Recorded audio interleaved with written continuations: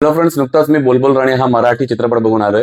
मी याच्या ट्रेलरचा रिव्ह्यू केला होता, तो तुम्ही बघितला असाल. तर त्याच्यानंतर मी असं म्हटलं होतं की मराठीमध्ये अशा प्रकारचा ट्रेलर बनवणं फार विरळ आहे, की ज्या पद्धतीचं कटिंग आहे, ज्या पद्धतीचं लाईट इफेक्ट्स आहेत किंवा कॉस्ट्युम्स आहेत, मेकअप आहेत, सगळं नेक्स्ट लेवल आहे. आणि जेन्युअनली ते एक्साइटमेंट मी पिक्चर बघायला गेलो. खरं सांगायचं तर पिक्चरमध्ये तुम्हाला तीन गोष्टी दिसतील, म्हणजे सई तामणकर आणि सई तामणकर.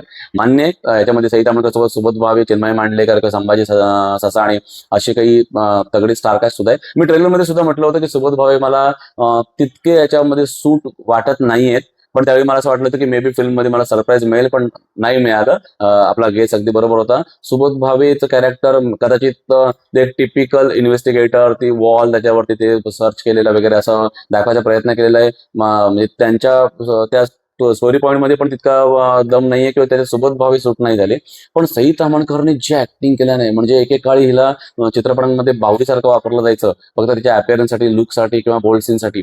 ती म्हणजे दिवसेंदिवस इतके प्रगल्भ होते की आता ह्या पिक्चरमध्ये तुम्ही तिची ऍक्टिंग बघितलीत ना, तर काही ठिकाणी अगदी फक्त तिच्या चेहऱ्यावरती कॅमेरा आहे, डायलॉग काय नाही, आणि ती ज्या एक्सप्रेशनने किंवा तिच्या डोळ्यातनं जे बोलते किंवा जे ऍक्टिंग करते, मी खरं सांगतो की जबरदस्त आहे. पहिलं म्हणजे सिड विंचुरकरला सॅल्यूट की त्यांनी मराठीमध्ये हा प्रयोग केलाय. आता काही लोक हे बघ, काही लोक नावही ठेवणारच. म्हणजे मी काही लोक असे म्हणून बघितले, अरे काय पिक्चर आहे, काय त्याला अर्थ नाही, काय थोड आस्पेक्ट रेशो बदलत असतो. अरे हे एक्सपेरिमेंट्स आहेत. त्या आस्पेक्ट रेशो जर तुमच्या स्क्रीनचा पिक्चर बघताना बदलतोय, तर इट डझंट मीन की डायरेक्टरला कळत नाही आस्पेक्ट रेशो बदलला.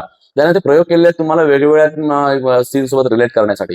तर माझ्या मते हा जबरदस्त एक एक्सपिरियन्स आहे. याच्यामध्ये एक सुजनपूर गावामध्ये एक झालेला खून आहे, त्या खुनाचं इन्व्हेस्टिगेशन करायला सुबोध भावे आलेत.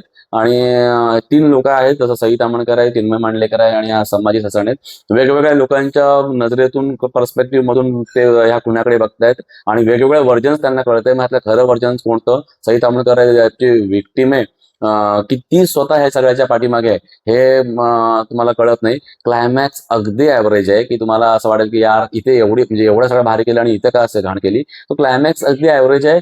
पण म्हणजे मला एक लक्षात घ्या, तुम्हाला जर एक टिपिकल आता म्हणजे धाटणीतले चित्रपट बघायचे असतील, तर तुम्हाला हा ओके पिक्चर वाटेल. पण मला असं वाटतं की जर आपल्याला, आपण म्हणतो की मराठीमध्ये काहीतरी वेगळं बनलं पाहिजे, तर मग वेगळं कोणतरी बनवतंय काहीतरी, याच्यामध्ये प्रयोग केले गेलेले आहे, तर तसं तर तुम्ही त्याला अप्रिशिएट पण केलं पाहिजे. तर मला म्हणून मी म्हटलं की सिड विंचुरकरचं डेअरिंग आहे की त्यांनी मराठीमध्ये काहीतरी वेगळा प्रयोग करायचा प्रयत्न केलेला आहे.